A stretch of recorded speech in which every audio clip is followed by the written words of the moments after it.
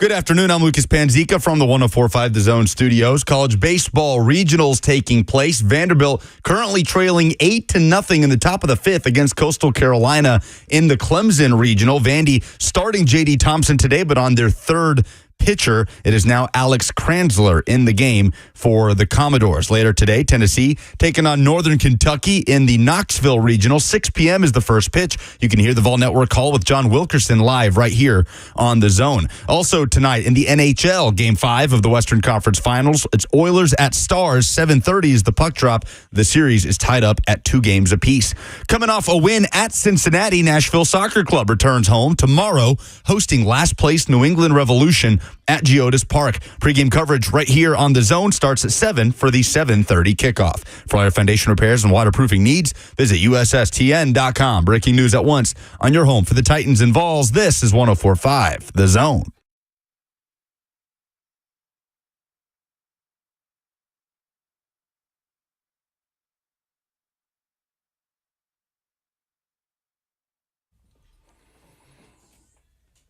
Greetings, Nash Vegas. He is Blaine Bishop. I am Brad Hopkins. We are here until 3 o'clock. We are brought to you by all Four Seasons Garage Doors. Lots to unpack on this Friday. The NBA Finals are set. It'll be the Mavericks taking on the Celts.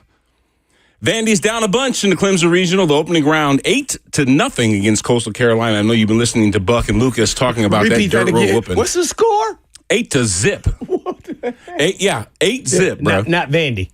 not Vandy. Coastal Carolina's taking care of business right now. The Vols do take the mound today at 6 o'clock, taking on Northern Kentucky in the Knoxville Regional. And I won't say anything about that shot that you made Lucas give you right there, in case you decide I'm not to gonna use that it. one. Not going to use it? No. Today is a Call Your Shot Friday.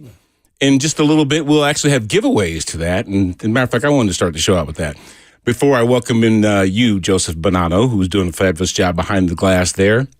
I'd also like to welcome in my former teammate, my former roommate, and my main man, Biggity Bish, Blaine Bishop. So you gonna say that every day? Yes, every stinking day. Do you know why I do it every day?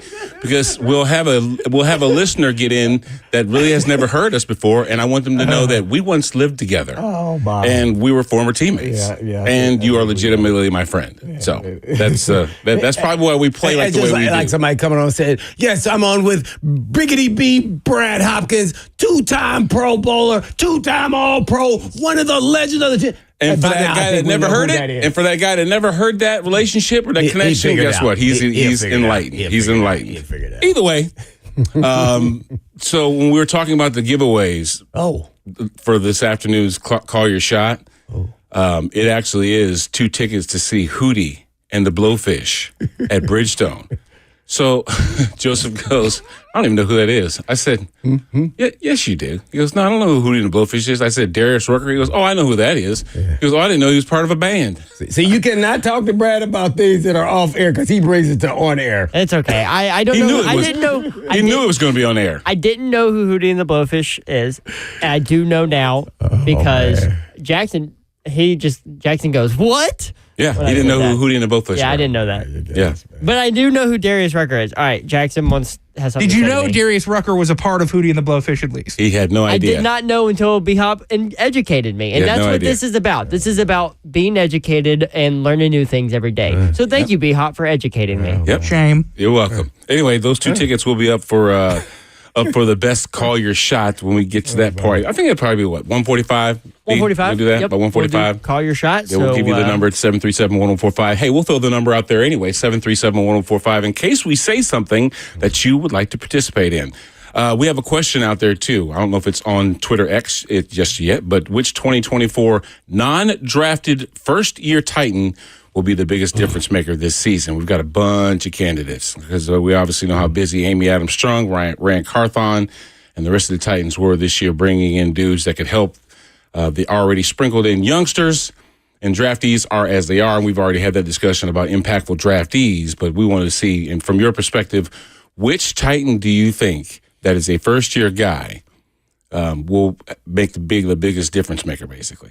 So Yeah, talk about why it's non-drafted, because some people were traded, by the way. So we would say just normally, your UDFAs, your undrafted free agents, or your free agents that were available, whatever. But since L'Jarius Sneed is a first-year Tennessee Titan and he was a trade, not necessarily a free agent, we had to throw him in the mix, and players that would be considered like that. Leroy Watson, I think. Leroy Watson, guy that was traded so for him. there are a couple of guys that don't fall in the free agent category, but they are still new to this roster and would probably figure in pretty big. Like if you were to choose L'Jarius Sneed as your first year 2024 Titan, that's not a draftee as the guy, then you would probably have some legs to stand on.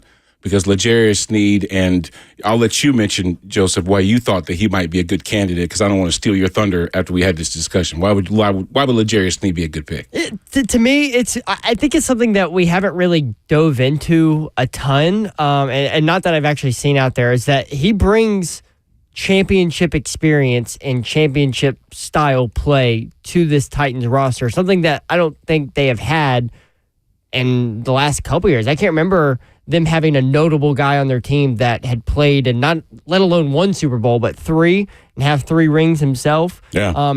Bringing that to that side of the ball, I think is going to be a huge impact on that defense. It's going to be a huge impact on the younger guys, and just to have someone that knows what it takes to get back to a Super Bowl and to win a Super Bowl. Yeah, I guarantee you, when Blaine Bishop went to the Philadelphia Eagles, they knew that they were getting a hard-hitting student of the game, regardless of him being an older tenured player. They knew they were going to get a bunch from him. And that's kind of what players like L'Jarius Sneed would also bring to the table, a level of experience, understanding those moments, and very, very teachable moments, too, that a player like Blaine would have brought to the table. I mean, did you find yourself in a mentoring situation? Did young players look at you like, yeah, I'd like to kind of play like you did?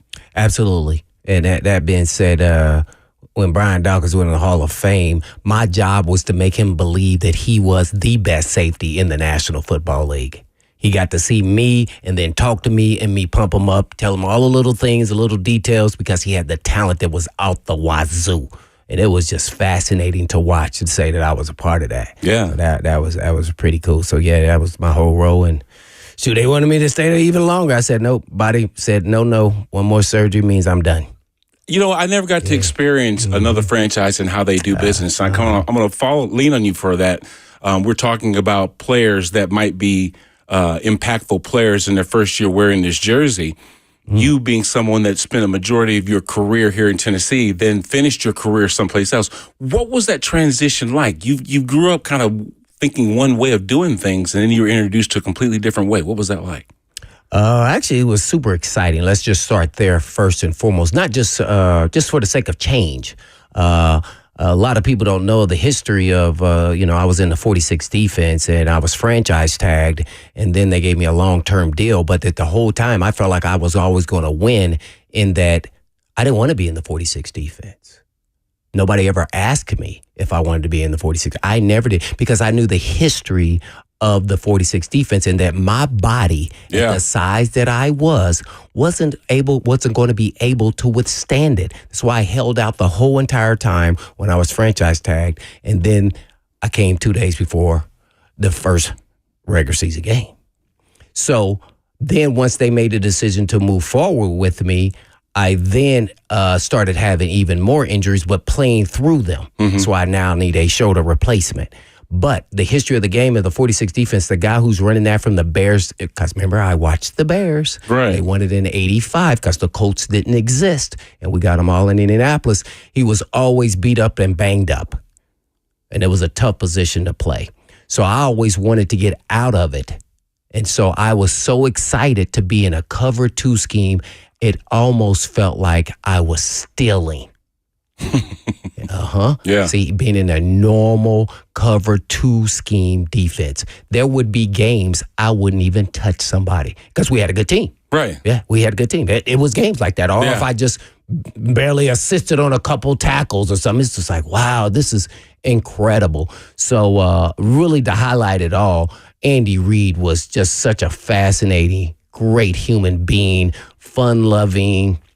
Even at 13-3, the media there was just horrendous. They would just act like we were 3-13. He would handle it all there with McNabb.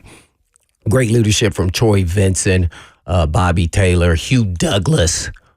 So it was great people there, let alone LaVon Kirkland was there too. While we were all trying to still help them get over the hump and win a Super Bowl. So that was really the task.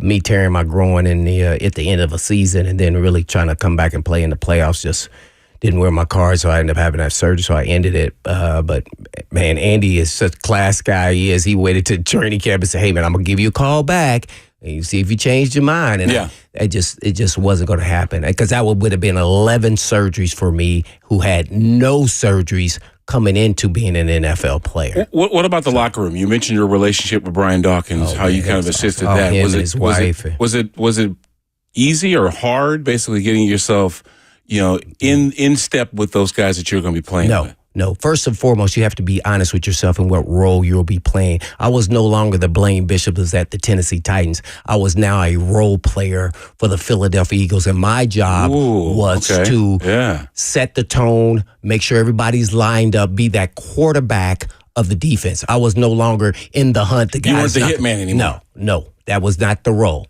And see, I didn't want that role because I wanted to be easy on my body. And they wanted to embrace that, and they were like, that's what we want you to do. See? Yeah. So you got to understand. So when I'm going out to eat with Andy Reid, Troy Vincent, B-Dog, they all knew me, and I played against the B-Dog when he was at Clemson, at Ball State, in Clemson, in Death Valley. Yeah. Yeah, when I shut down there, #1 receiver there. Yeah, so, go throw that in there again. What'd you do, Terry Smith. But he's no longer alive, so I don't want to talk about him. Oh, my gosh. But, so for me, the transition was easier. I played against Bobby Taylor. Yeah. I mean, not Bobby Taylor, I'm sorry. In college, I played against Troy Vincent when he was at Wisconsin. Mm-hmm. Ball State went there junior year, and that's when he remembers me returning a punt for a touchdown and those things like that. So me having relationships with those guys helped make that totally easy because they just wanted me to come in and be the quarterback. And that was what Andy Reid wanted me to do. That was it. I was a piece to the puzzle. And even that last year, I was a first alternate Pro Bowler in the NFC.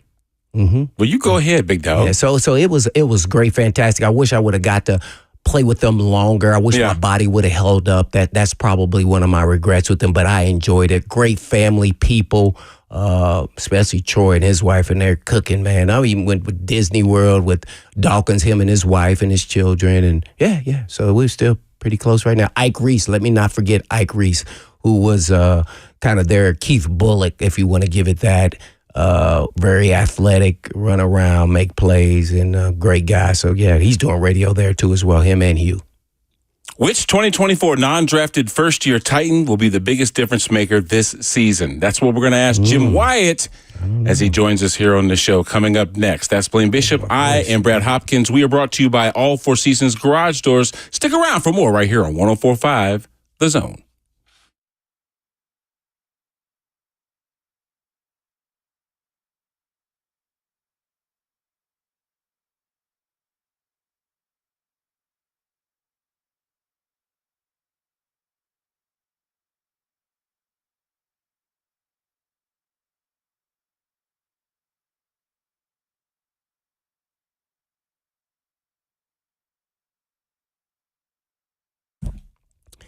This summer, NASCAR is back, and at Nashville Superspeedway, June 28th through the 30th for Ally 400 race weekend. That's right, guitars and fast cars right here in Music City. From the campgrounds to the track, you won't want to miss the excitement. And this is the fourth year that Ally has been the entitlement sponsor of the Ally 400. And the first Ally 400 in 2021 was the first NASCAR Cup Series race at Nashville Superspeedway since 1984. So be there this year and be part of history in the making. And in the previous Ally 400s, there have been 3 different winners. So come see who will take the checkered flag this year. And in true Music City fashion, the Ally 400 will have a pre-race concert with a soon-to-be-determined artist and more details to come. So get your tickets now to watch your favorite drivers to take on the 1.33 miles of concrete chaos. So visit NashvilleSuperspeedway.com. That's NashvilleSuperspeedway.com to lock in your spot at the Rackley Roofing 200, the Tennessee Lottery 250, and the Ally 400 right now, today.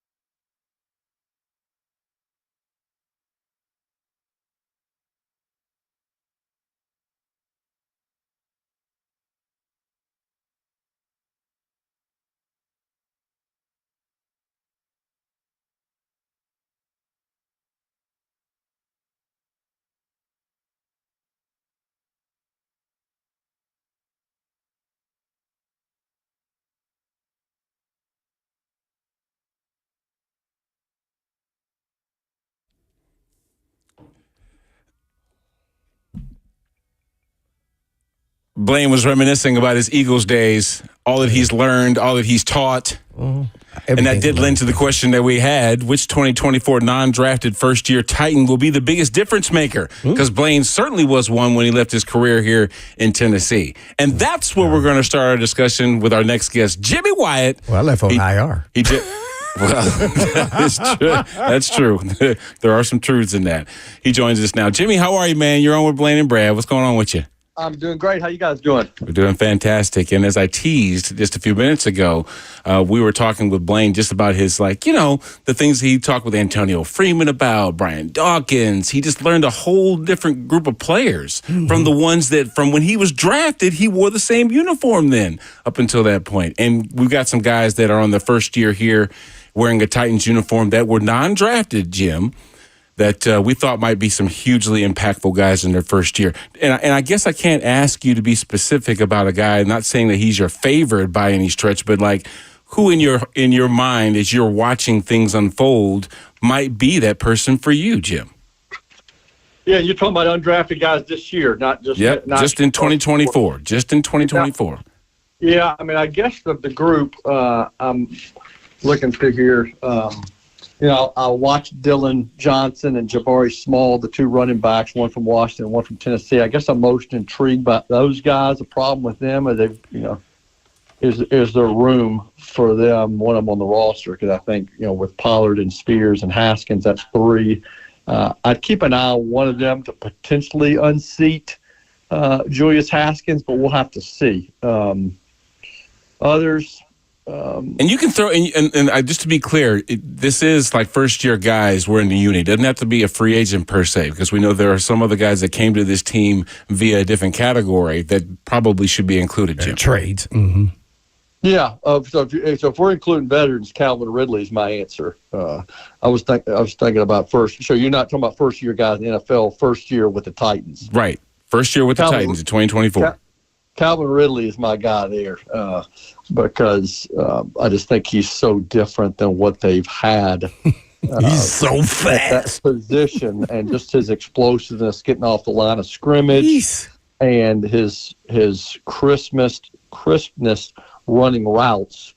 I just think that he certainly is, going to be a dynamic playmaker for this team. And with good players around him, whether that's DeAndre Hopkins or whether that's Tyler Boyd, or again, whether that's two of the running backs I just mentioned, that this team has more weapons than it's had in a long time, and that just frees up a guy like Ridley to make more plays. So Ridley's my biggest impact player for a first-year guy that's wearing the uniform for the first time. Mine, Jim, is Sebastian Joseph Day. He actually has a ring with my son Bryson when they were both Rams.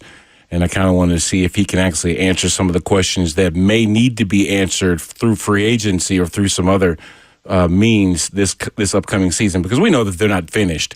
And that lends me to my next question. Are there any moves on the horizon for the Titans, that are going to still affect the upcoming season, or are we set with the roster right now as we see it?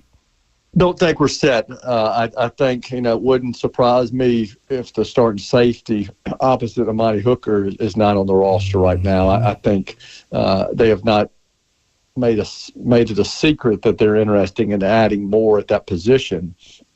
And there's some guys out there, but I think now you're kind of in a little bit of a waiting game and seeing maybe who is willing to and I don't want to make it sound like it's all about money, but I think I think there's some players out there that they like and that maybe are looking at other options as well. And I think it's just a matter of who's willing to, maybe take less, but also realize that this is a good spot for them instead of holding out to try to maybe land somewhere else. And I think ideally that player would have been in the building by now, because you want to get them, with the off-season program and get them in OTAs, get them in minicamp. But it could very well be a situation like last year where we're approaching, with DeAndre Hopkins, where we're approaching training camp, and that's when you bring that guy in. And certainly that would still give him plenty of time.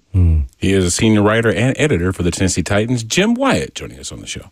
Yeah, let's take on that note there. They brought in Marcus May, right, from the Jets, and he has some connection to some of the coaching staff. I'm interested to see if he's still in play at safety, being a starter in this league and being a solid starter for a little while. I would think so. I mean, I think there are several guys that they're eyeing, and I don't want to start. Yeah, and that helps. But there's certainly some other guys too that I think are in play, and could be a matter of once one of them jumps and once one of them signs, and some of the other ones start to fall like dominoes. Yeah, no doubt about it. Well, with Jim Wyatt from TennesseeTitans.com, I know Will Levis is getting a lot of the headlines and conversations and everything else, but we all know he got banged up a little bit with the poorest play of the offensive line. Give us a little bit on what you've seen on Mason Rudolph. Well, I think he certainly has a strong arm. I think he has been in that position before as a backup and as a starter where he gives you some good experience. And, I think he's the two. I think the question now is whether or not the team keeps 3 on the 53-man and whether or not they want to continue to go forward with Malik Willis. And I think, that will be determined by maybe what we see in camp and preseason games. But, you've got to get Mason Rudolph, reps where he can be ready to play himself if needed. That's why they brought him here, to be the guy to step in case something happens to Levis. So I like what I've seen from him so far. Again, it didn't really start to get real competitive until OTA started recently. And so you're starting to see him make some of those more contested throws. But things change, as both of you guys know, when the pads come on and the defense can get a little bit more physical. Well, speaking about pads and guys in the trenches, J.C. Latham, I was out there watching the offensive line last weekend. Man, he was an impressive-looking human being. But, man, you know what I want to ask you, though, is what's more impressive about him, his athletic ability and his work ethic, or his character and coachability? Well, that's a great question because you can make a case for either one of them. I mean, physically, the guy is a tank, and he weighs. I'm going to give you the exact weight the way he's listed at. He weighs 342 pounds, but he's 6'6", and he is incredible what he can do from an athletic standpoint as far as his strength, his movement on his feet, just his ability to adapt to some of these drills that Bill Callahan is introducing. I think he is going to be a solid guy on that left side of the line. But with all that said, I watch him in these drills and seeing him encourage his teammates and seeing him being vocal and being a leader even as a 21-year-old. And he works extra after practices. If he messes up on something, he works at it to make sure he gets it right before he leaves the practice field. So he's kind of the total package, I think. A really good player, but also a guy who is driven to win and somebody's going to push his teammates. There you have it, Jim Wyatt from TennesseeTitans.com. Jim, DeAndre, Calvin, Tyler, they all made the choice to come to Nashville. They knew who was going to be calling the plays, and they knew who was going to be throwing them the football. We're making much ado about the receiving core that has been assembled in 2024. What do you think was the biggest motivating factor for those 3 receivers choosing to come here? I think it has to be, the head coach and maybe the success that he had in Cincinnati and knowing that the type of offense they're going to run, everybody's going to get opportunities. I don't think it would be fair for me to say they came here to play with Will Levis because a lot to be determined with Will Levis. Yeah, he proved last year that he has a strong arm, that he has some moxie to him even as a young guy, and he provided some glimpse of being a really good quarterback. But he's going to have to improve on some things himself and be able to stay healthy and being able to deliver in clutch situations. So the one proven thing you can look to is Brian Callahan and the offenses that he was in charge of in Cincinnati and the scheme that they ran. And so I think that's what was most intriguing to some of these free agents, and especially Boyd, because Boyd was with them last year with the Bengals, knows what he's all about, and he wouldn't have come here if he didn't believe in him. I'm just kind of wondering, Jim, if the pace matches the personnel. You're talking about J.C. Latham, who is upwards of 340 pounds. He's a large dude. Peter Skoronski is no small fry himself. We've got some big dudes up front. And the pace meaning, is this a fast break offense? Is this an offense that's going to feature only one tight end, if any, at any point in time? Are they going to be doing more pass blocking than run blocking? Just from what you've been able to discover at this point, what do you think a style is compared to what the guys have of what Brian Callahan will run as an offense? Yeah, I think a lot of that we'll have to just kind of find out as things evolve. I do think that, it's clearly going to be a more wide open offense. It's not going to look like Titans teams from years past, where you're just trying to wear your teams down and beat them up. There's going to be some aspect to that, and these guys can do it, but they're also going to have to be able to work in a more wide open offense where you're trying to be faster and you're distributing the ball to a bunch of people. And I think the way the team is set up is I think they've got the right personnel to run the offense that Brian Callahan wants to run, but you can't just snap your fingers and expect it to be perfect, week one. I think it's going to take time, but I do think that pieces are in place to be successful.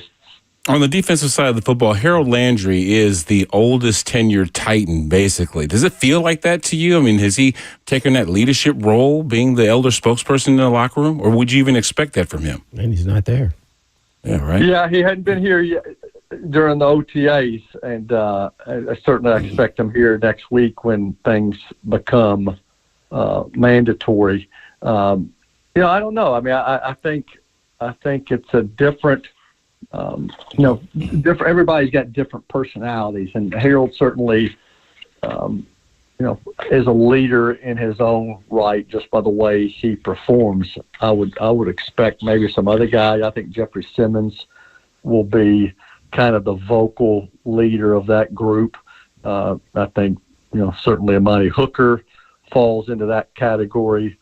Arden Key, never shies away from voicing his opinions. And so I think Harold Landry just kind of shows up and plays. I don't know that he necessarily wants to be that raw guy. And then I'm curious to see how other guys evolve. I mean, I think the one theme that I've noticed in the last couple of weeks when we've been able to talk to players is just how people that maybe a little bit more subdued have come out of their shell now under a new coaching staff, are being a little bit more vocal. And so I'm curious to see maybe who emerges as a leader that maybe in the past was hesitant to do so under a different regime. Yeah, you might just have a bunch of work hard guys. Steve McNair wasn't a dude that was going to sit here and verbalize, the focus that we needed to have to win. But by his actions, Jim, we would go out there and see it every single weekend, him showing he was a leader. That is Jim Wyatt from the Tennessee Titans. Well, Jimbo, I know there's always going to be a lot of conversation about first-round picks, and naturally Treylon Burks has to this point had some ups and downs and roller coasters, but compared to last year's, let's say OTAs, granted, just on how he looks, is there any difference in how he looks or how he's performing from last OTAs last year? I think he's doing all the right things this year, but to be honest with you, he was doing all the right things last year. I thought he looked great last year, and then go to Minnesota and he hurts his knee in that joint practice against the Vikings, and that set him back. And even though he came back from there, I don't think he was ever really right mentally. And then he had the concussion in Pittsburgh. He just had such a herky-jerky season. I don't think he could ever really get in to a flow or build confidence, and couldn't regain his footing after all the traction he gained during the offseason. I think what we've seen this offseason is a repeat of last offseason. Now you just got to stay healthy. He's in a different spot now. I mean, because, in some ways the pressure is off. I mean, a lot of people are not counting on him outside the building with Calvin Ridley and with DeAndre Hopkins and Tyler Boyd. He's almost like an afterthought. So maybe that's good for him, a guy who arrived in the league with all kinds of expectations, and hopefully he'll stay healthy and contribute when his number's called. Yeah, no doubt about it. I hope the best for him because he's a great guy. So some bad luck here along the way. But somebody who's not there, at least we haven't seen him practicing, that's the draft pick in the second round, Mr. Sweat there. Is there any, I guess he's the only one not signed. Is there some major hiccups here that maybe become an issue? Or I thought everything was kind of set in stone now with the guys and what they get paid. And when will we see him at practice? Yeah, and I don't, and his absence of practice doesn't have anything to do with any kind of contract holdout or negotiations. It's just, I think Brian Callahan said at some point he's rehabbing, didn't get specific.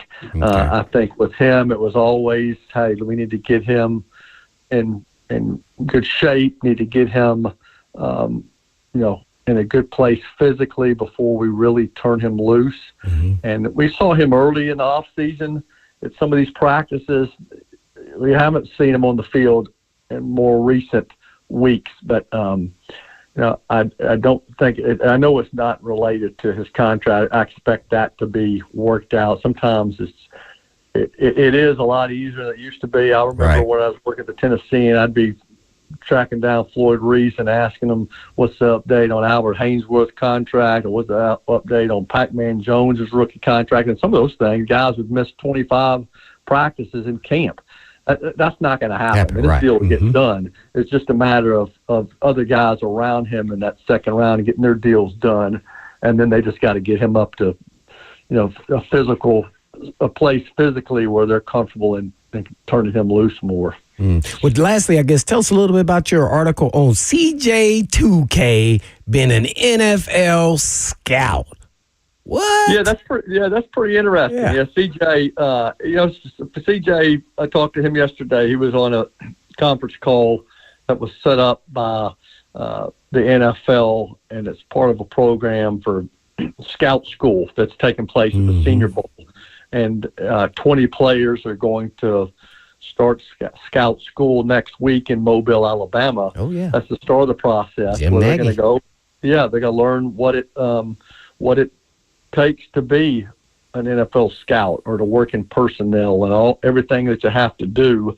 And it's going to be a program that's going to run all the way up until the Senior Bowl in January, where they're evaluating players for next year's draft class. And CJ said that he, since he, quit playing football, he just shows up at games and watches games. And he said he enjoys kind of scouting players. He enjoys watching film, and has kind of always wondered, hey, is this something I'd like to do that would help me stay involved in the game? So he's going to at least start this process, see how it goes. He said, hey, if I love it, we'll see where the good Lord takes me and whether this could be something I do for a career. I guess if it's not everything he thought it would be, maybe he explores other avenues to stay involved. But right now, he kind of starting the road to work in personnel as a scout, and we'll see how he goes. I mean, a scout found him and his blazing speed, and now he wants to be that guy that identifies some of these diamonds in the rough. No doubt about it. We're on with the great one, Jim Wyatt from TennesseeTitans.com. Jim, you have been fantastic, brother. Any big plans for this weekend? It's going to be a pretty low-key weekend. I was down at the beach early part of the week, and then I had to come back to work for these OTAs. My family's been at the beach sending me pictures of the ocean and their meals, eating seafood down at the beach. Well, I've been at home working, so I'll be a bachelor for another day or so, and then they come home. It'll be low key and and get ready for minicamp next week. Well, some other bad news. Coastal Carolina's beating Vanderbilt 8-1. I know you're a Vandy guy. It's not looking good. So I may not be able to watch baseball much longer. Well, at least they're on the board now. Good Lord, they weren't on for most of the game. Hey, you know what? That also, like you're talking about, Blaine was bringing up yesterday. The league may decide to, basically move off-season programs to later in the year. Would that affect you if they weren't to start until like maybe July or something like that? You get to be in Destin or something. Yeah, how about that? I hope that doesn't happen. Yeah, because I think so. I saw that schedule. I think they envisioned maybe a ramp up starting in mid-June, and then having the ramp up go until training camp starts in July. I mean, you're turning into a baseball season essentially for somebody that's married to a school teacher. That'd be a nightmare because I'm kind of limited, obviously, where I can go during the teacher schedule, and a lot of coaches and players who have kids. This is their time to get away a little bit. It's such a small window, so I hope that change doesn't take place. That is Jim Wyatt right there. Hey, we'll catch up to you next week, Jimmy. Okay, y'all have a good one. Appreciate it. Right. Like Blaine just mentioned, Vandy is on the board, but they're still down 7 runs, top of the 8th in the opening round of the Clemson Regional. Reminding you that the Vols do take the mound against Northern Kentucky this afternoon at 6 o'clock. That is the Knoxville Regional. And we'll have more baseball discussion as well as NBA discussion when Blaine Bishop and I return right here on The Zone. We are brought to you by All Four Seasons Garage Doors. Stick around for much more.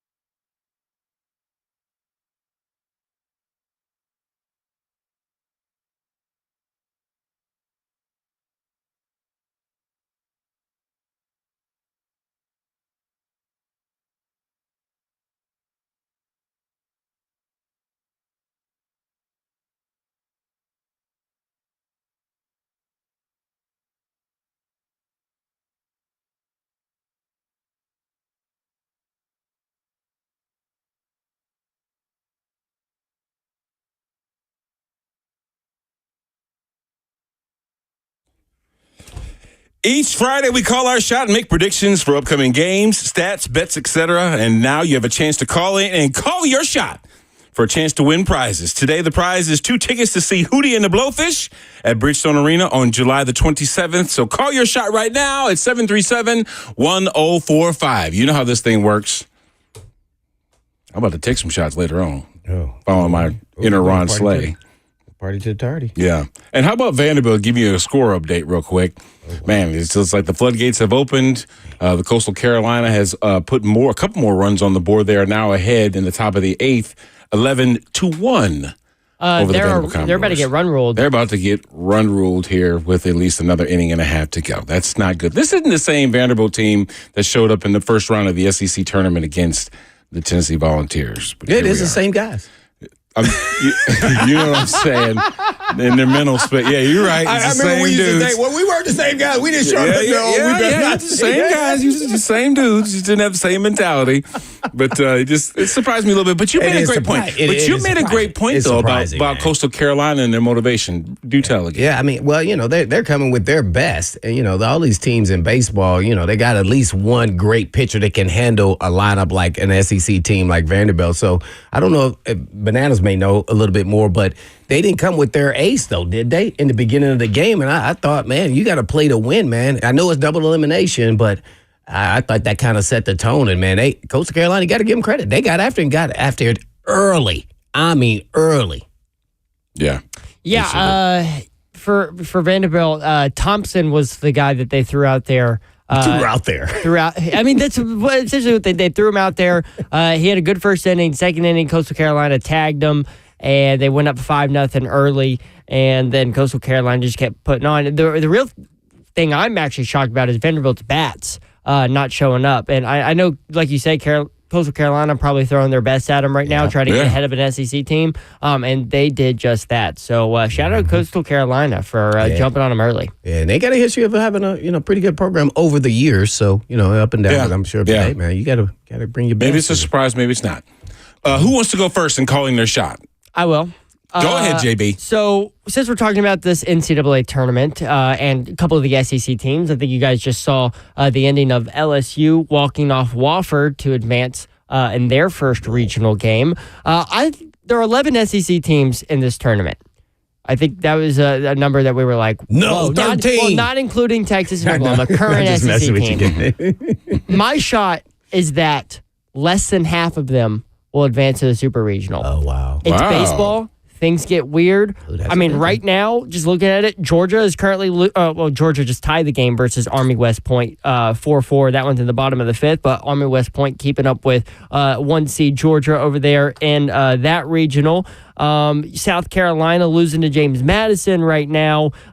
Kentucky's up on Western Michigan, but that game's 10-8. A lot of offense in that game. So anything can happen in the NCAA tournament. Right. I love what these smaller schools can do. And a lot of these SEC teams that are hosting, and some that are not, I think are going to get jumped on, just like we saw at Vanderbilt. So I'm going to say less than half of those 11 will make it to the Super Regionals. And they're not listening to you in Knoxville. They're not listening to you talking about Northern Kentucky. Yeah. Oh, he's about to throw a flag on me. Uh-oh. Blaine's starting a new precedence here. Hold on a second. I'm calling your shot. How can you throw a flag on somebody else's shot call? Because he used a cheat sheet. He looked at the scores that already have started and then now made his prediction off of half of those games start and the SEC teams are losing. Flag. Is that reviewable? Is that reviewable, JB? Game isn't over yet. It's not finalized yet. Just kidding, Banana Man. That's what you did kind of use. Hey, I'm just using my research. Yeah. You want to go? You want to go next, B, or you want me to go? No, yeah, you however you want to do it, man. You good? Go ahead. All right. Go ahead. Well, my shot was, Dallas was going to win yesterday, so they did win. But I am going to follow that up with them continuing to win, and I think they're going to win the big thing, the big dance, the NBA championship. It'll be the second one in their history of the organization. Kyrie gets to play one of his former teams at a whole different mindset of where he's at in his career compared to when he was there, because it was always going to be about him at that time of his career, and he grew up now and became a leader, and that's why I kind of think they're going to lead. But it's going to be interesting because I don't think anybody can guard Luka, but who is Luka guarding too? I mean, they got enough. The Celtics have enough, and they should be the favorite, by the way. And so I'm going to go with the Mavs. I like what their mojo. I like what they got cooking. So my shot would be just an extension of you picking the Mavs. Mm-hmm. Not only do I pick the Mavs, but I pick Kyrie Irving as being the MVP. Oh, I know Luka is the guy that's a favorite, probably far and away. But like you just said, there's a lot of motivating factors. Mm-hmm. The last time that Kyrie was in Boston, he was a 3-time champion. Okay, and there will be some motivation for him to play at that level to show them exactly how much better a player he is all around than the youngster that they got back in the day. So, yeah, I think there's a lot of motivation. That's going to be a good series, too. I was thoroughly disappointed in the Western Conference Finals last night. I mean, if you listen to the guys at halftime, Charles and the group, they were just kind of disgusted. As a matter of fact, Coach Van Gundy talked about it before the half was even out. He said, this is embarrassing. Yeah. Just the fact that it seemed like Minnesota was playing just not to get swept. Getting swept that's one thing. Boy, you didn't do nothing in the series. You didn't win one game. At least they can say they went down to Dallas and got one. They didn't get swept, but y'all got the brakes beat off of you in your own home. And I said yesterday before we got out the air, I said, there's no way in the world that Minnesota's going to lay down and let Dallas come in there and win at home. That's why it was going to be such a compelling potential, right? Yeah, they poppycock. That's why man, it upset all me. over the floor. They just did. All over the floor. That was kind of shocking, and I really believe that the Mavs got their legs back, veteran team, and it was really their defense. I mean, Luka set the tone. Let's don't get it wrong. He was shooting for freaking half court, man. Some of those shots was like, what? No shot. Wow. And then Kyrie said, okay, I got the second quarter. Yep, exactly. I mean, Luka had 20 points. I'm going to say this before I know we got to go. Luka Doncic is the modern day version of Larry Bird. Yeah, I'm putting my stamp on it right now. I was a big Larry Bird fan, being from Indiana. I used to be on the playground shooting shots saying Larry Bird. Right now, everybody's saying Luka, because some of the stuff he's doing is kind of insane, man, with really a vertical of 2 inches. His skill level is off the charts, man. Yeah. And it's You've heard our shots. Yeah. I like a little bit of fireball in mine. But it's time for yours on the other side at 737-1045. Give us your shot, and the best shot will win 2 tickets to see Hootie and the Blowfish at Bridgestone Arena on July the 27th. 737-1045 is how you can get on the show. That's Blaine Bishop. I am Brad Hopkins. We are brought to you by All Four Seasons Garage Doors. Stick around. We'll be right back. Can't wait.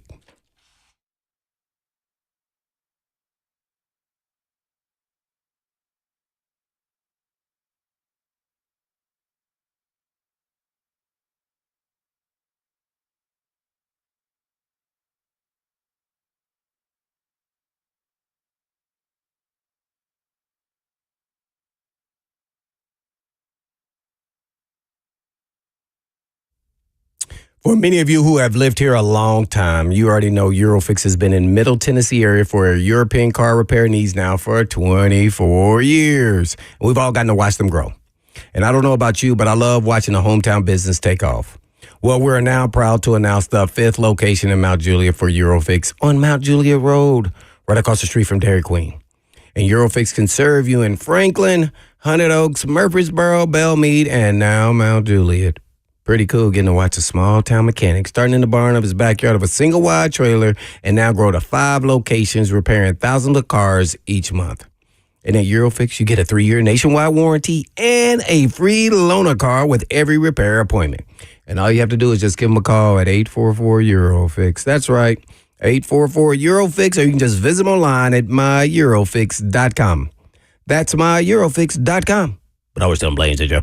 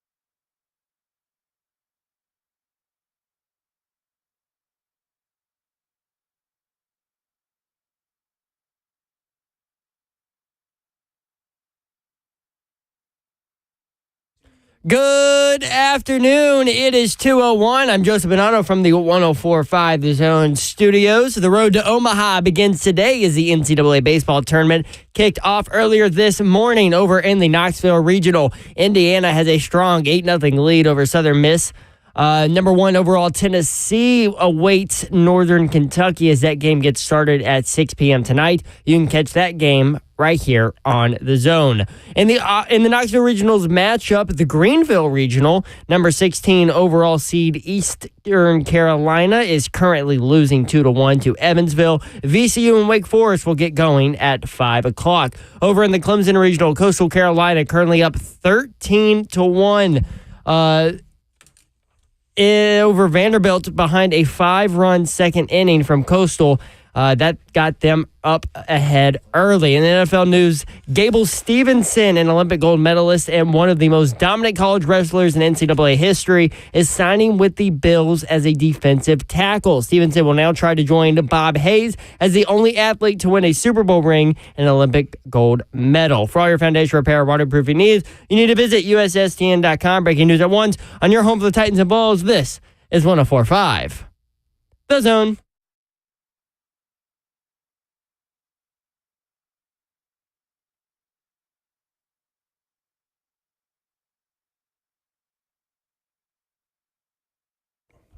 Final hour of the show. That's Blaine Bishop. I am Brad Hopkins. We're brought to you by all Four Seasons Garage Doors, and we have been calling our shot. And I said it's now time for you to call yours at 737-1045. Let's go straight to the phone lines, Blaine, and catch up with Phil in Portland. He's got a shot to give. Phil, welcome in. You're on with Blaine and Brad. What is your shot?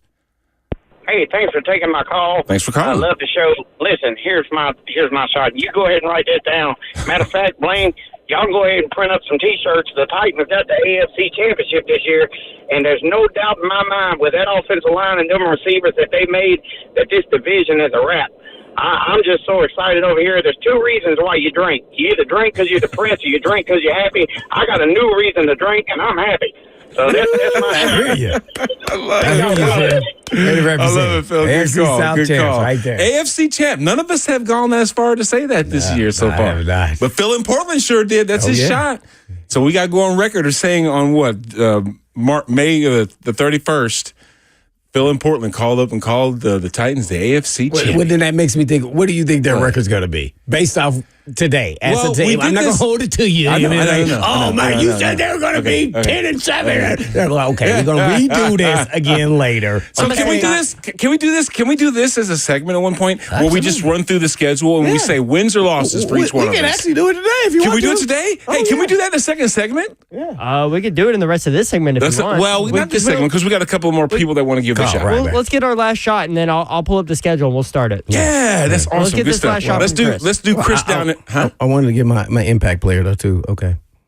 Oh, we'll do that in the second segment. Yeah, we'll do that. We'll do that in the second segment. Oh yeah, you didn't give your impact player yet, did just you? Forget about a little Blaine. Go ahead, get your shot, Chris. Get Chris from the borough. Well, let's go to Chris in the borough. He wants to give it a shot, so Blaine can give his impact player. Chris, welcome in. You're on Blaine and Brad. How are you, buddy? They've been in it since all 2 out of the zone. Hello? Chris. What's up, Chris? Okay. Yeah, Chris, you're not at work, man. You got to go, man. That's somebody behind him. That's not Chris. Chris, give us your shot. What's going on? I'm not going to go as far to say that we're going to win the AFC, but I think Will Levis is going to take us to the AFC South Championship, and we're going to upset Houston and take the crown, and C.J. Stroud's going to have himself a sophomore slump. Okay, so not only is he calling an AFC Championship and Will Levis being the catalyst for that, but you're saying that C.J. Stroud is going to suck. Oh, wait, he's AFC South, not AFC Championship. No, I'm saying he's going to have a sophomore slump. They're going to get a year of film on him, and they'll be able to watch and figure him out. I mean, it happens to every quarterback. Yeah, you're right. Good call. Okay, Chris, I like that one. Let's keep it moving. Do you want to put? Well, maybe we don't know. Have a go, Chris. Maybe we don't know where Phil is from, so we can't say where he's from just yet. But giving Bananas back there a chance to kind of screen some calls and get people on the board too. Hey, where's Phil from, JB? Phil is the guy. He was our first caller. He just hadn't hung up on him. So we have one more let's go to Taylor in Mount Juliet. He's got a shot to give. Taylor, welcome in with Brad and Blaine. How are you? Hey, good, man. How are y'all? I love y'all's show, by the way. Thank you, sir. Fantastic. You got a shot? I got a great shot, and y'all gonna get a laugh out of it. Snap. I'm saying that Caleb Williams is gonna be the biggest bust since Jamarcus Russell. Ooh, you That's my shut your shot. mouth. Ooh. That's what's gonna happen. You watch it. 7 interceptions the other day. In practice? They said he's struggling. He's struggling something. So I'm just saying that's my shot. Of course, my other shot is I'm a diehard Titans fan, and Titans are going to win the AFC South. But everybody's saying that. But that's all right. There. Cool. Good stuff, Taylor and Mount Juliet. Thank you, brother. That's right. I like that. So we've had almost 3 people call in and say that they're picking AFC South champion Tennessee Titans. So who do we like Caleb for Williams the sucks. I tickets? don't know. Hold on a second. I think it's his number, What? 18. Oh, he's got no aura. What? You going to throw 18 picks? No, just 18. It sucks. Who's 18? Peyton Manning was 18. Oh, is that why you did that? Mm-hmm. You hear what Bones just said? What'd you say? He said Peyton Manning was 18. Is that why? In a Bears uniform. In a Bears uniform. No, but they are. You know what? Why I would say that Taylor would win is because, seriously, Caleb Williams being a bust? I mean, I ain't going to go that far, but I think he's just going to be a solid player at this point. Yeah, he's going to make his mistakes. I don't know, man. And I'm glad we catching him first game. I am so That's glad. right. Yes. Catch him to give him the first L. It We're started give with him disguise, and he's going to be like, what the heck? They were supposed to be right over there, but he was. You want to do one more? Yeah. Let me get his name. Yeah, hold on a second. We'll get his name real quick because we got some people that are still calling. Can't close the door just yet if people are calling and want to give this shot because that one right there, it sounds a little crazy, but when you hear about Caleb Williams struggling in a system, that is kind of scary because Justin Fields at some point was discombobulated. It wasn't necessarily his ability, but it was what they're asking him to do that just maybe not fit right. And then we were still having some questions. And then some years later, they're taking Caleb Williams. Well, he has some of the same issues, being able to do systemically what they're asking him to do. To stay where you were at. What's that? Might have been better off just keeping what you had. Maybe. What if Justin Fields ended up turning out to be something? See, that's going to be ugly. I believe he got. If he gets a shot, if he something will happens at to old some point. Mr. Russell, I think he's gonna be all right. Yeah. He's continuing to develop as a passer. Let's go to Denise. She's on the interstate. Denise, welcome into the show. You got a shot to give? Hey, Blaine. Where you Brad. been? Oh my God, no, I'm so excited. So, one, I got to go to Titan's house this morning. Ooh. It's awesome. Yeah. I can't. I've been sworn to secrecy, so I can't talk about it. Yeah, you can't talk about it or take pictures either. Nope, no pictures. First rule of Fight Club. But, right. Here is my shot, and I already bought my tickets.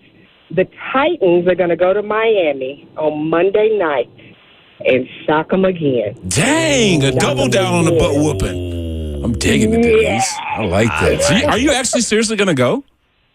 Oh, yeah, I already got the tickets. Okay. I wanted to go to Chicago, but the football tickets for Chicago were astronomical. Yeah, it's ridiculous. Like, they loving their team right now. Caleb Williams. But I like that Miami shot. was affordable.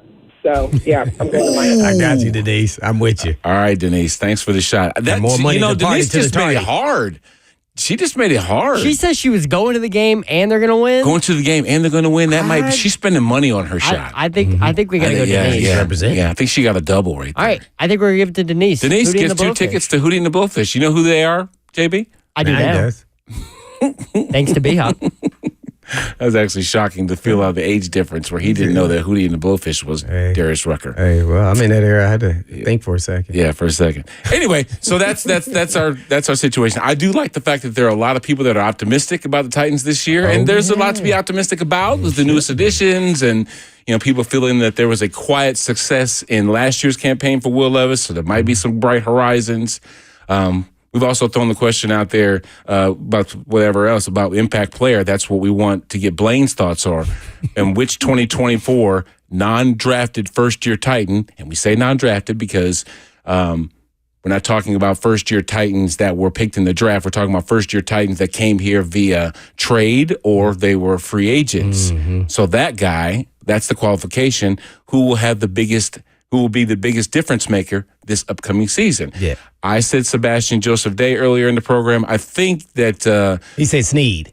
Yeah, JB said L'Jarius Sneed, which brings us to Blaine Bishop. Who's your in the next minute? Who's yes. Oh, man, and you will be a little bit surprised. But if you know anything about me and what I talk about, I'm always about chemistry. And what's been the huge issue with the Tennessee Titans?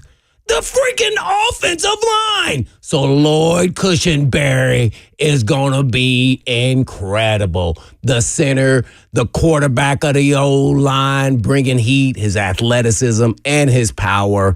I just love when I went out there watching him and J.C. Latham and him, and I was just like, man, this Cushenberry, man, he's pretty good, man. Oh, man. And then you go watch film on him, you go, oh, wow.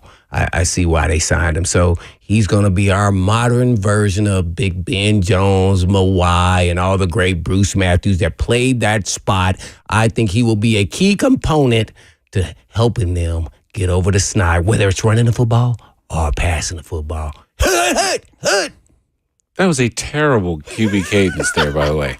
Love the pick. My voice is I know you are me. losing your voice. What's going on with you losing your voice over there, I was man? singing in the choir. choir What were you doing last night? You were singing in the what? Stop. In the choir. Boy. I'm a choir. I'm on the choir. Well, there's lightning. Is that there's clouds coming in over here? Because he's about to get us both struck up in here. What is wrong with you? In the choir we practiced last night. we got to take a break.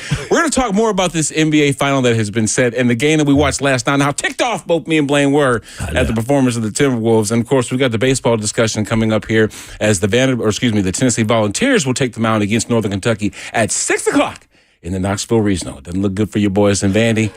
That's an ugly outing. Either way, that's Blaine Bishop. I'm Brett Hopkins. We are brought to you by All Four Seasons Garage Doors. More from the Zone when we come back.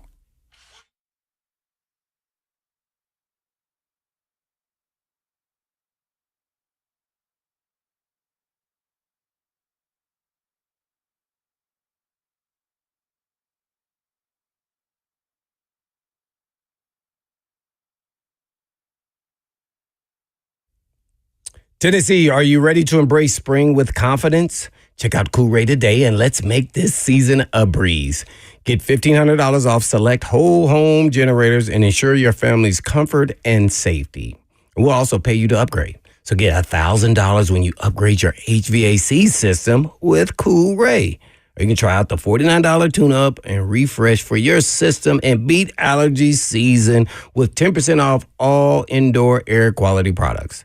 And let the experts at Coolray clear your drain for $93 or you won't be charged.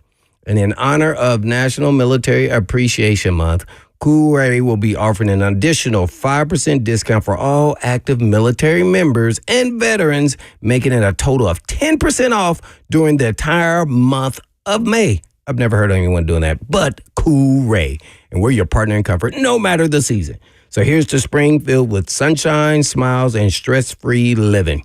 Coolray, keeping Tennessee cool, plumbing right, and always lights bright.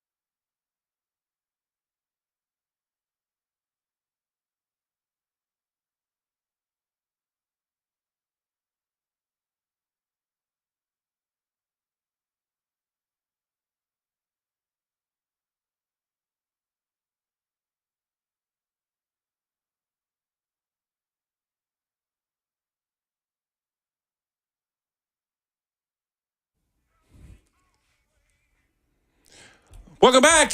He's Blaine Bishop. I'm Brad Hopkins.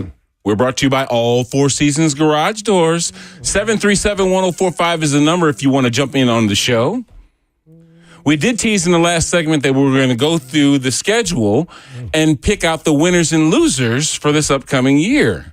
That will kind of answer the question that Blaine had threw to me about what I thought the Titans' record might be. So that way we can look at it more extensively. And see if it changes with maybe additional additions down the road. Let's say they add a safety or pass rusher or whatever. Will that change? We could change our minds. So let me do myself a favor. Well, first off, I got to give you an update.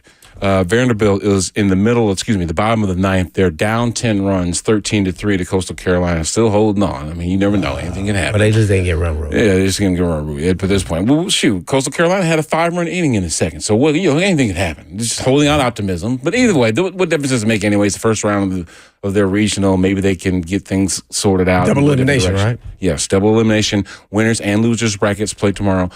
Same thing can be said for the Vols here that are set to take Northern Kentucky here at 6 o'clock in Knoxville, the number 1 seed there. We would expect them to be playing in the winners bracket tomorrow, hopefully. But anyway, let me go get. Do you have the schedule up yet, B? You don't have it up yet? You tell me. I know they play Chicago. Hold on a second. Yeah. Are you sure? The first regular Are you sure they play the Bears? I'm still in mode of one game at a time. Okay. And I got them winning that game, even though all of America got the Chicago Bears winning as a +4 or something crazy. Are you going to write this down, JB, or do you want me to do it? You can write it down. Okay, so I'll write it down. Okay, I got it. All right, so we got Chicago Bears on the road at week 1. Who you got? You got a win for the Bears. Okay, so I got the Titans to win. I'm going Titans too. I got Titans and JB. Okay, yeah. So we got the Titans all the way across. Yeah. So that's a win for everybody. Week 1. Okay. All right, now we're at home against New York. We got the Jets. They come a calling. I got the Jets.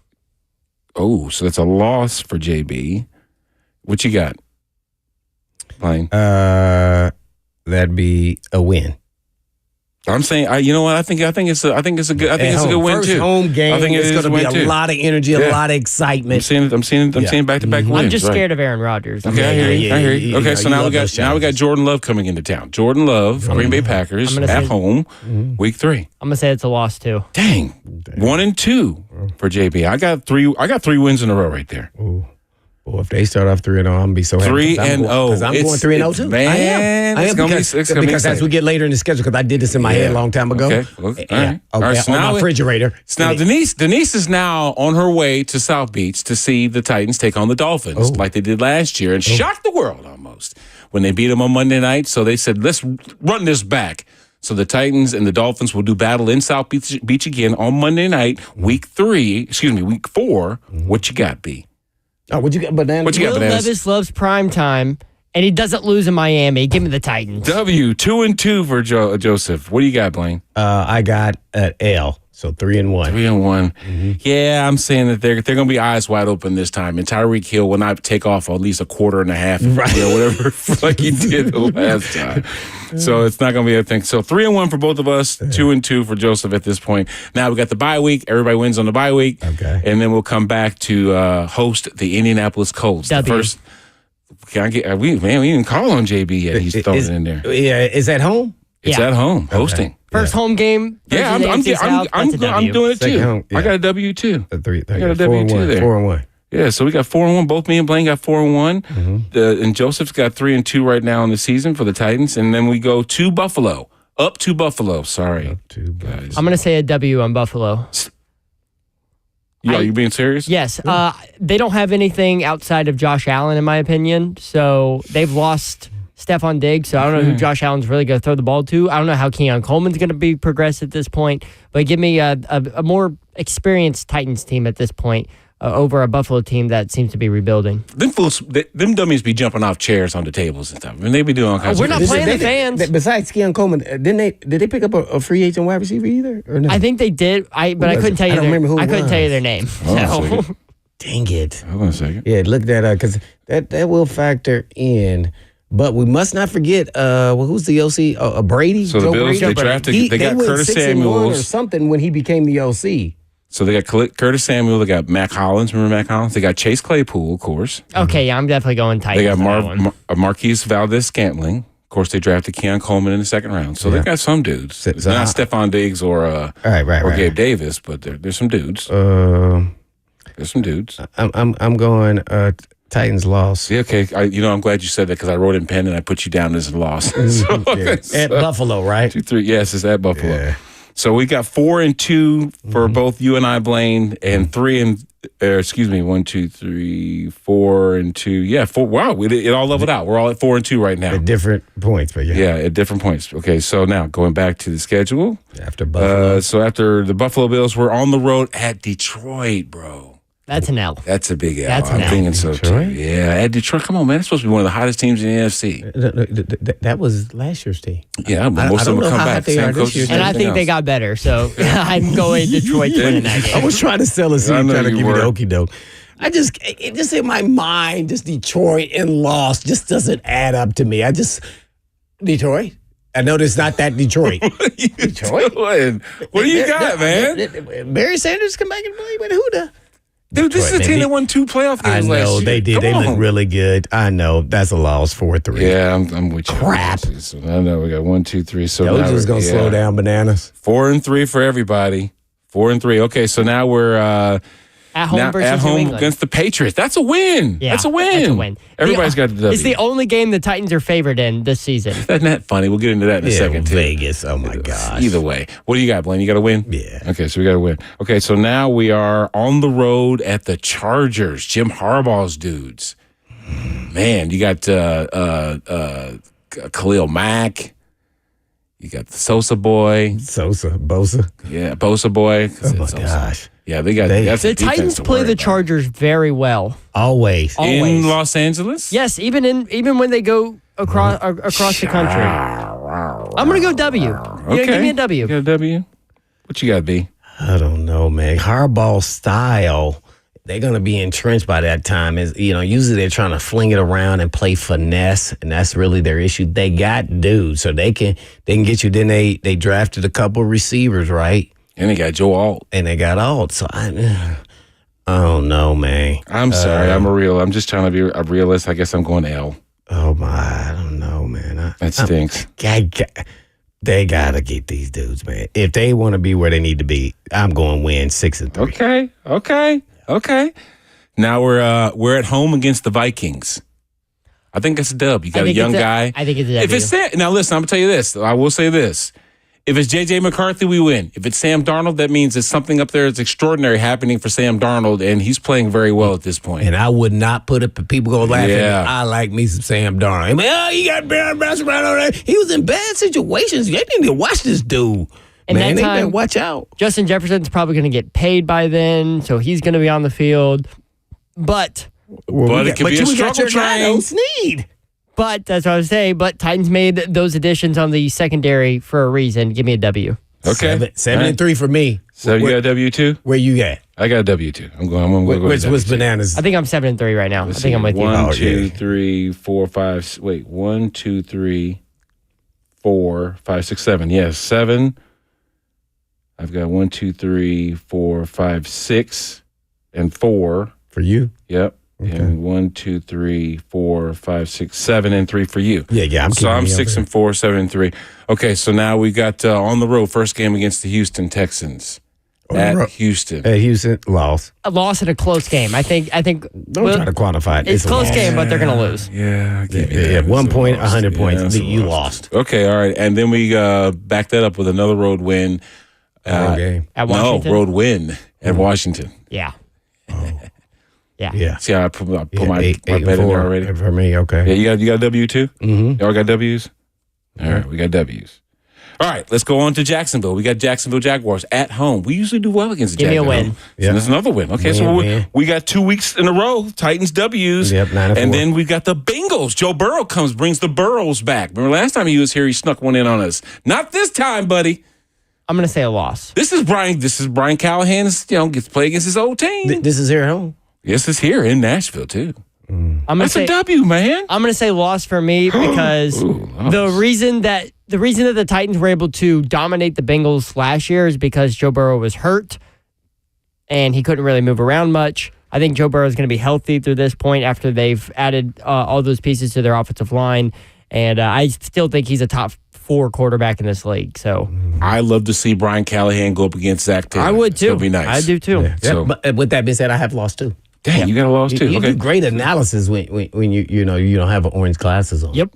Nice. All right. Now, honest. listen, the Colts, we all gave them a loss for the first matchup against the Titans here at home. Now we got to go to what's that thing called up there? Lucas Oil Field? Lucas Oil. Oil. Yeah, Lucas Oil. What you think? Where I'm from. Oh, my gosh. Where'd you go? I'm going to go W. We're sweeping the Colts. W? We're sweeping the Colts. Oh, okay. I like that W sweeping. What about you, Blaine? What you got? I got a loss, 9-6 for me. I'm with Bones on this one. I think that the Titans do sweep them this year, and it might be the only time they do that. But I think this is the year to catch him. Richardson's a young guy. Didn't even finish last year. All right, now we got 2 more games left at Jacksonville. We're down there and we done mushed them here. Are we doing the same thing down there? I think we split with Jacksonville. Give me a loss here. What do you think, Blaine? Late in the season, we always seem to catch Who's the them. We guy always that got their to number. replace Ridley? Brian Thomas Jr. out of the draft. Yeah, the in LSU first guy. round. Yeah. And Gabe Davis. Had most touchdowns in college last year. Fast. He is super fast. I think this is going to be that ugly game between Tennessee and Jacksonville. You know how there's one every year where it's real ugly? Yeah. I think it's going to be the ugly game that Jacksonville pulls out. So you got it. So they split with them in the season.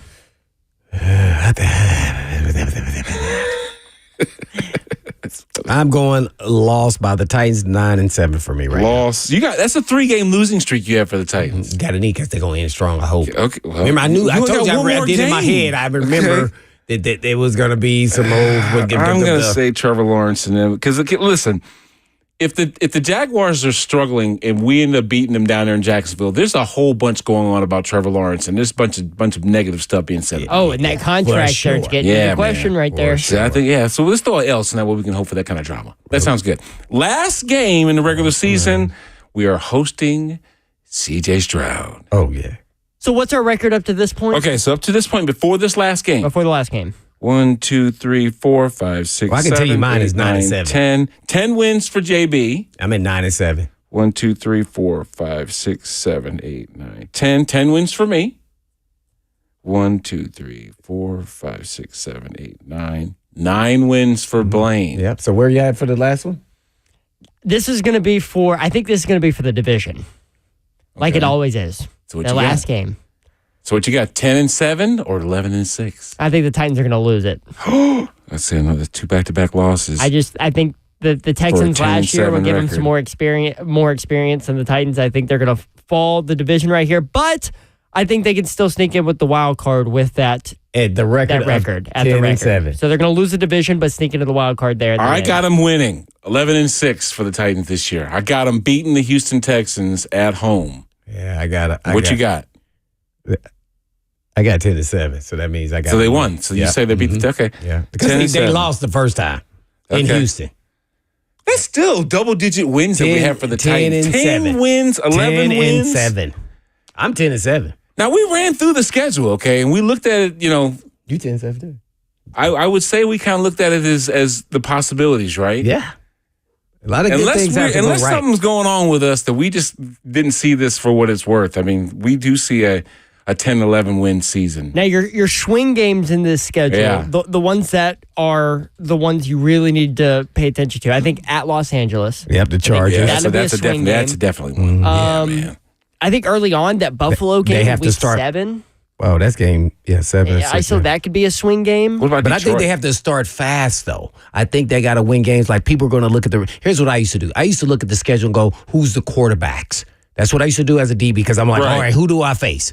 So then I'm looking, I'm like, okay, we got a young quarterback early. We got, oh my God, Aaron Rodgers. Well, I predicted they were going to beat them, right? Is Aaron Rodgers going to be out to pissed off for greatness to try to get one more title? Can he take the Jets to the promised land? Or is he going to flame out and be just a good, solid quarterback and not the old Aaron Rodgers we know throwing the ball with no feet on the ground? I mean, that dude, I hope is not that dude early on. So they got to start fast. Then you have Love. I haven't beaten Love, too. I haven't beat Aaron Rodgers and Love because he wants to give you love. What? Yeah, He that's wants what- to get, we gonna have to stuffle. Jordan, he just wants to give you love, and you saying you ain't taking his love. Huh? Nope, denied. Straight on the Broken love. heart. Broken heart for him. Break that leg. Oops, Yeah. sorry, did I say that? Oh, yeah. See, don't start doing that. I just think that they say that the Titans had what was it, the 7th easiest schedule in the league as far as degree of difficulty. All 32 teams. I think the Titans were down there on the list of probably like the 27th or 24th team as far as a degree of difficulty, and it might make sense depending on what divisions we're playing this year. I think that with our own division, it's going to be kind of interesting. We've got a lot of moving parts as far as like who does the division go through. The Houston Texans obviously made a huge case for themselves last year with how they were able to perform. But then again, you cannot sleep on what has been going on with Doug Peterson and the Jacksonville Jaguars. That's a team that's got a lot of talent on it. And Trevor Lawrence might be the most advanced quarterback in our division at this point. We've got a lot of young players still trying to prove themselves other than C.J. Stroud. So we'll see where that goes. But with the complement of players that we have here in Tennessee, I don't think that this is beyond stretch to say that this is a 10-win team minimum, because of the guys that they've gotten in the locker room. And maybe some of it is just an emotional feel of how we think that the Titans might do this year. But either way, I like it. And I think they're a middle of the road team. I don't know if the record's going to parse that out like that. 10-7, 9-8. What I can say is though, when they talk about records, those are all based on last seasons. So you don't know who may be injured, who may be not, who you lost. That's based off the team last year. So I'm talking about their opponents of the Titans. So I don't know if those teams will be that good or that bad or not. But I do think their schedule, I feel like the schedule is tough to me in general. You say, and the stats say that it's easy. I beg to differ. I really don't. I mean, I think it's because I'm looking at the quarterbacks. And I go, because quarterbacks, even when you have a bad day, they can carry their team. And so when I'm looking at these teams, I'm looking at the quarterbacks that make it carry. Love could take it to a whole nother level. We saw what he did in the playoffs. We know what Aaron Rodgers is capable of. Dolphins, too, is going to probably have a $50 million contract. The coach, Richardson, is up to debate. So Buffalo, we know what he is. Detroit, they're hot. New England, no. Chargers, Herbert. Vikings, no. So C.J. Stroud. So you start looking at the quarterbacks and see if they can carry them. And then I'd say, like, the schedule is kind of tough to me. Yeah, if you're not looking at defenses, if you're not one of those highly ranked defenses that you know it's going to be hard to score, you're looking at a team's ability to put up points, and that kind of makes sense. It totally falls on the shoulders of the quarterback, how well he's able to distribute the football, how balanced are they to be able to run the football, taking some of the pressure away from a guy like that. I totally get it. You have to look at an offense through the lens of the guy that's running it, and that usually is the quarterback. If he's a struggling dude, if he's somebody that's inconsistent, you're thinking, I got a chance. Because if we can shut them down and put up some points ourselves, we got a chance to win. But if you're going up against a dude that can sling the bean, that this dude can make all the throws, that he's exceptional, that he has command of the pocket, that he's a leader, you worry about dudes like that because your offense will be reflective of what that dude's able to do. Now, I will say there are some situations where coaching does come into it. You can't have a guy that's super talented and all of a sudden people put him in terrible situations. You know what I mean? Like we were talking Sam about. Darnold. Right. Well, and you're right. Well, shoot. How about this? He did throw some of those picks, though. Zach Wilson didn't have the best situation either, though. You know what I mean? Well, neither did Mac Jones. Mac Jones, Matt Patricia was his offensive coordinator for 1 year. I'm just saying that sometimes you said something about Justin Fields. Justin Fields wasn't getting a good shake. It might end up being a dude in Pittsburgh. He's going to, they're going to go with Russell probably. But I thought Fields was starting to turn the corner as a passer. And I just don't know if he was quite there enough. The guy's too gifted. We know he can run. But then he started showing at the end of the season. They went on a little run there, man. At the end of the season, the Bears, with him at the helm, I think they kind of, that staff. And they like him. But that staff and GM did not draft him. Let's not forget that. Right.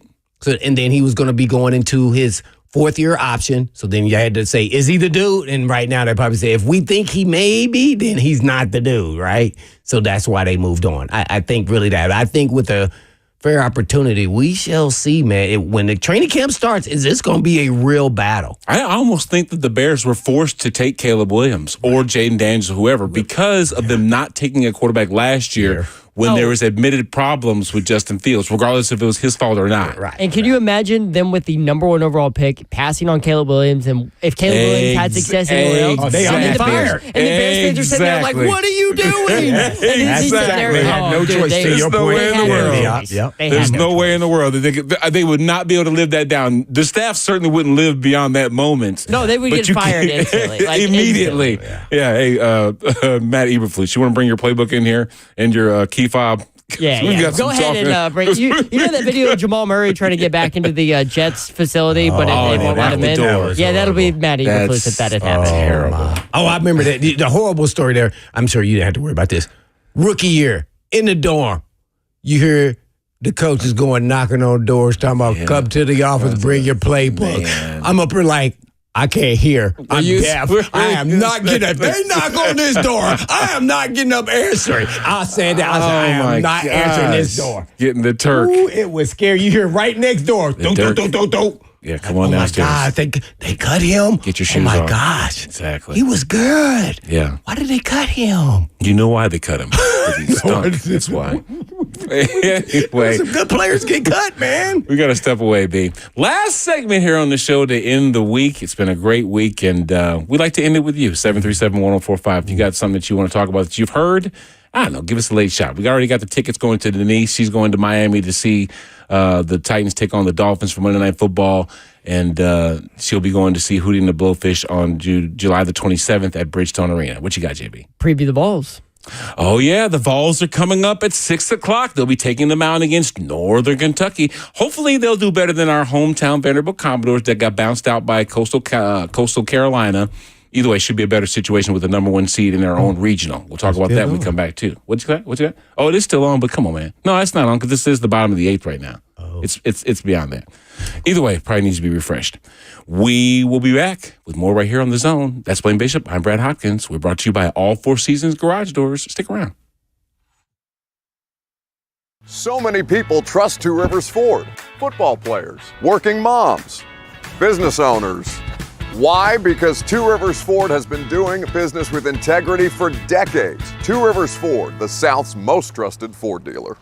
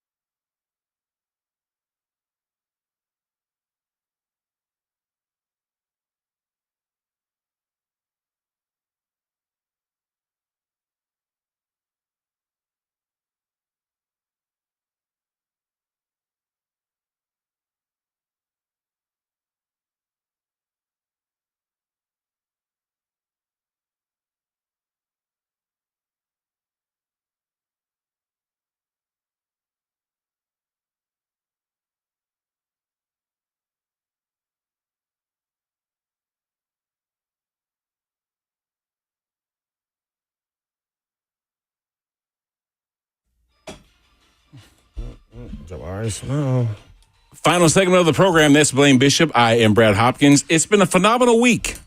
OTAs have been going on. We've gotten a lot of sound from players and coaches over 460 Great Circle Road. That would be the Titans facility, if you didn't know. I know, right? Some upsets going on in baseball. A lot man. of stuff going on, man, especially with the Knoxville Regional about to take off here at 6 for the Tennessee Vols as they take on Northern Kentucky. Hopefully they got some hot bats, some depth at pitching. As a matter of fact, I love how you explained it to me, Joseph, in our pregame about the rotation and how this regional matches up perfectly with a regular weekend schedule. You got your starter starting tonight, which would be on a normal Friday series, right? And how that's going to play well for the Titans, or for the Titans, for the Vols. Yeah, it really started last week with the SEC tournament. We obviously we talked about that first loss to Vanderbilt, the 13-4 loss where they threw a bullpen game.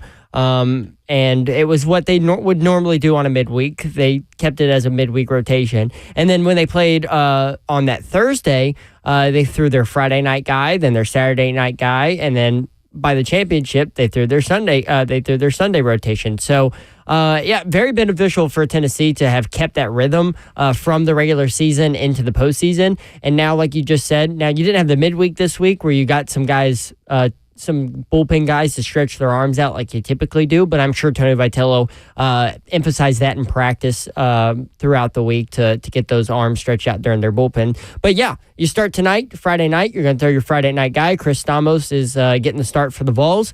It'll probably be AJ Cossey right after him, like they have been doing with the duo. And they're going to go right into it. So as long as they don't lose and get into the loser's bracket where they'll potentially have to play that extra game if they want to advance to the Super Regional, which would be on Monday if there were two, if they were to lose a game before, and they would have to play again on Monday. As long as they don't lose a game and they win the 3 games that they should win, because let's be honest, you're the number 1 overall seed, you better make it out of your regional, then they're going to be right on track for the Super Regional starting next weekend to do the same thing, your Friday, Saturday, Sunday again. So until they get to Omaha, I think they're in a good spot. I just think they don't need to get too big of a head, and they don't need to be too worried about that curse that everybody's talking about. What, the one seed curse? Yeah, you don't want to freak yourself. You don't want to freak yourself out, but you also don't want to overlook these opponents. Yeah. You know, what I also thought was interesting is that when you are talking about getting into a rhythm with this pitching and the order that you have them coming in, I guess there's some comparable situations between a quarterback and, say, a pitcher, because there's a pitch count and, of course, there's a pass count. And I don't know that quarterbacks have the same issue with, dealing on a regular basis that pitchers do, because you only see one starter per week, right? Like the starter tonight for the Vols will not see the mound again until the Super Regional, correct? Correct. He will not pitch again this week. Right. So similar to a quarterback that takes 6 days off between the last time he was out on the football field, I would imagine it's the same. So there isn't necessarily a similarity in the rhythm, structure that football has versus baseball, but there are some positions like quarterback that deal with a number of high volume of throws, and how you manage that, I guess, is comparable.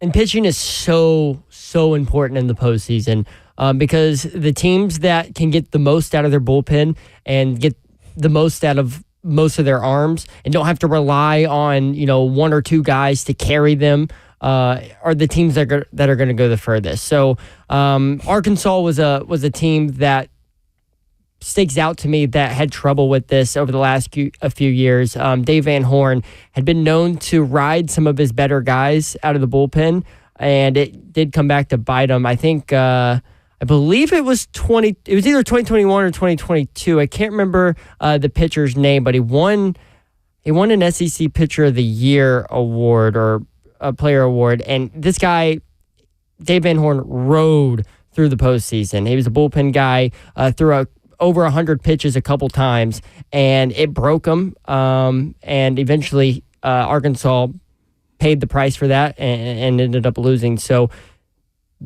getting the most out of your back end guys is what's going to carry the Vols deep if they go there. Yeah, Vols are looking for their 4th straight regional championship. And with the number 1 seed, I don't see why they wouldn't be able to pull that off. So I don't know. It's funny how you talk about pitching is defense, right? I mean, not necessarily talking about the infield, not necessarily talking about how they manage the outfield, but it's how you allow or don't allow the batters to put the ball in play. If you got guys in the infield that can scoop it up, get guys out, then it's not necessarily about as much Ks as it is about just getting out of the field, getting out of the inning. Yeah. That sounds pretty good. Also, it sets the tone. So, if you start off fast with your pitching and you get guys out and you're striking them out and hitting them on the, base hits or, ground balls, I think that kind of sets the tone. Then everybody kind of settles in because there's a little anxiety there getting started, and they know they're the number one seed. I don't know if this team is. I don't think they get caught up in the minutia of ranking and number where they're one at. And all that stuff. I think they are a disciplined team. So reading all the press clippings, one thing that athletes do is departmentalize. So you don't pay attention to that stuff and you keep it moving. You see it, but you say, okay, then that takes me to the other end of that. And you really hone in and focus on the task at hand, one game at a time. So I think they got a great shot, man. I just don't want to speak out until they start winning games. But I think they got a great shot. They got good pitching, good enough, and they got great batting. But I also, I'm sorry. Go ahead. No, I was just going to say, just to kind of add a cherry on the top of what you're saying, this is a team that can go far if they do the right thing, but they have learned from their most recent successes on how to handle it. Right. 2022, same situation, right?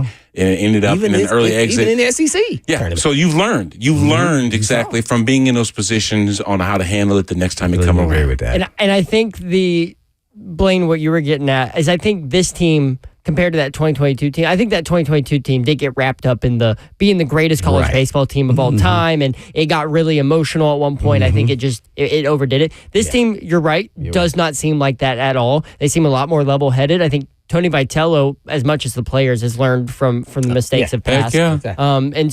And then on top of that, what they did to end the SEC tournament after that 13-4 loss to Vanderbilt, they're on a hot streak right now. Let's keep it going in the regional, keep it going in the supers, and get back to Omaha. Yes, exactly. No doubt.